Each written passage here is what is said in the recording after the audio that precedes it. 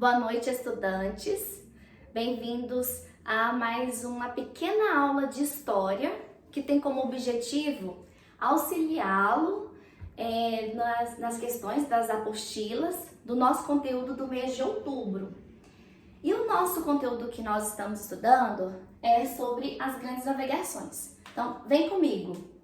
Vamos navegar pelo mundo afora. Melhor dia é hoje. Eu sou a Celina Gomes e o tema da nossa aula é as grandes navegações. Navegar é preciso, viver não é preciso. É uma frase do poema de Fernando Pessoa. Como assim? Navegar é preciso, viver não é preciso. É pra gente fazer uma reflexão. Então, olha só, as grandes navegações. Vamos dar uma definição? O que foram as grandes navegações? Eu vou colocar aqui um conceito.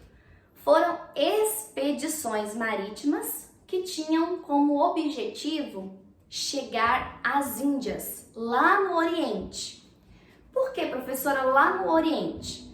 Porque as grandes navegações, elas foram iniciadas pelos países europeus, principalmente ali os países ibéricos, Portugal e Espanha. Nós vamos ter Portugal iniciando no século XV e a Espanha no século XVI.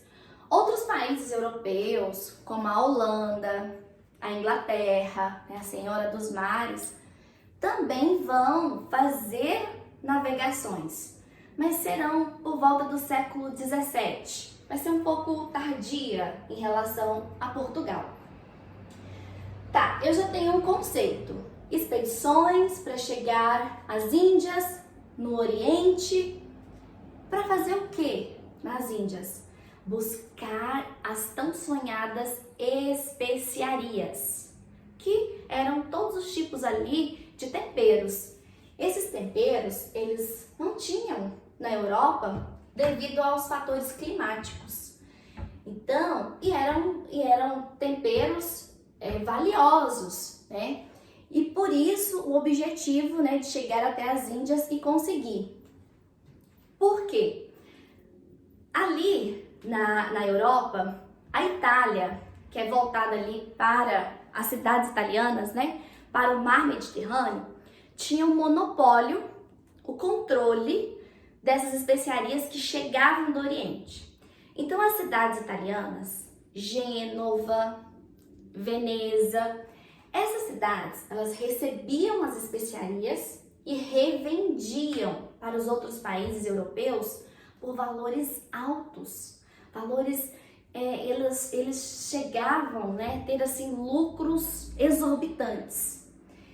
Então, com os fatores, né, os antecedentes que estavam acontecendo ali na Europa, esses países ibéricos, Portugal e Espanha, pensaram, não, nós podemos navegar e chegar até as Índias. E aí haviam vários planos.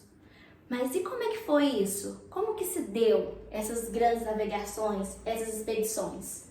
Os antecedentes que eu citei aqui, a crise na Europa, foi aquelas que nós já estudamos, né? A fome, as guerras, as doenças, né? A peste negra. Todos esses fatores aqui, eles propiciaram as grandes navegações, porque morreram muitas pessoas na Europa, ocorreram a decadência ali do comércio, então eles precisavam, né, fazer algo diferente. Então, Portugal, ele foi o pioneiro nessas grandes navegações. Mas por que foi Portugal? Haviam ali fatores exclusivos, como por exemplo, Portugal, né, Lisboa, que é a capital de Portugal, tem a saída voltada para o Oceano Atlântico. Além disso, Portugal já fazia pescas ali no Oceano Atlântico, não tão distante, mas já realizava pesca de bacalhau, de sardinha. Quem é que nunca ouviu falar que o melhor bacalhau do mundo é de Portugal, né?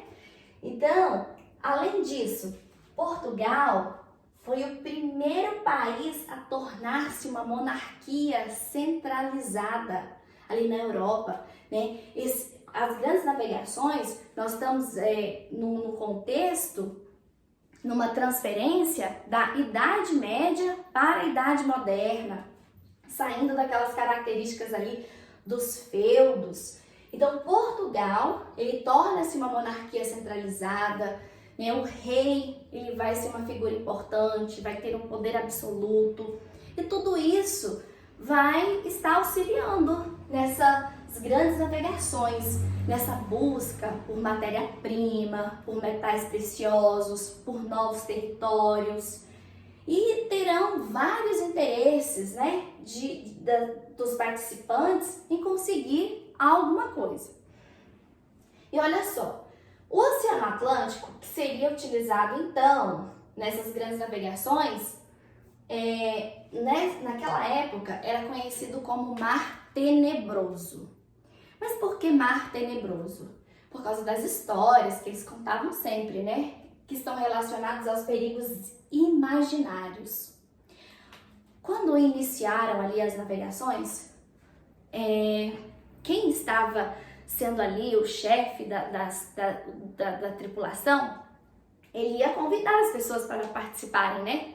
Vamos navegar pelo Oceano Atlântico, nós vamos conseguir várias riquezas, metais preciosos, ouro, prata, e fazia ali dizendo que todos que fossem participar teriam recompensas. Mas os tripulantes tinham medo dos perigos imaginários, das histórias que eram contadas. Eles falavam que no Oceano Atlântico haviam sereias. Como assim? Como que pode ter uma sereia lá no Oceano Atlântico se a sereia está aqui? Além de sereias, eles também falavam que haviam monstros, águas ferventes, abismos. E eles tinham muito medo desses perigos imaginários e acabavam esquecendo dos perigos reais, aqueles que de fato aconteciam, né, nas tripulações, nas embarcações. Que tipos de perigos eram esses?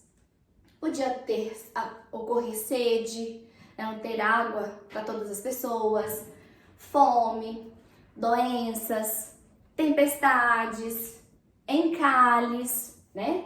Então, eles não pensavam nesses perigos reais, e sim nos perigos imaginários. Mas essas grandes navegações aconteceram. E foi nesse contexto das grandes navegações, no interesse de conseguir territórios, metais preciosos, é que Portugal vai colonizar o Brasil, o nosso país. Então é importante nós conhecermos esse contexto das grandes navegações, porque ele está relacionado à história do Brasil. E aí, veja bem, quando eu falo dos interesses dos participantes, nós temos o rei. O rei, que eu acabei de falar, né? Portugal foi a primeira monarquia absoluta da Europa, então vai ter o rei. Qual é o interesse do rei nas grandes navegações? Encontrar metais preciosos, ouro, prata.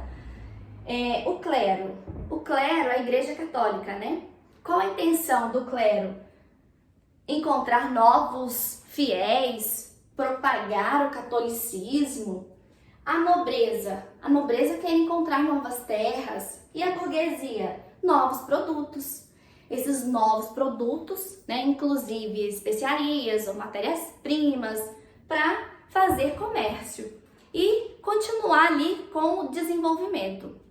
Então, esse conteúdo aqui das grandes navegações, né, bem rapidinho para vocês. Qualquer dúvida que vocês tiverem, pode falar comigo, que eu estou à disposição para ajudá-los.